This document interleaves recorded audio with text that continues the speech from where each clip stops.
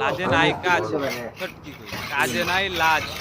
আমরা ছেলে মানুষ করতে সব কাজ বলতে হবে রঙের কাজ করে ওপর রাজনীতি কাম করছে। আচ্ছা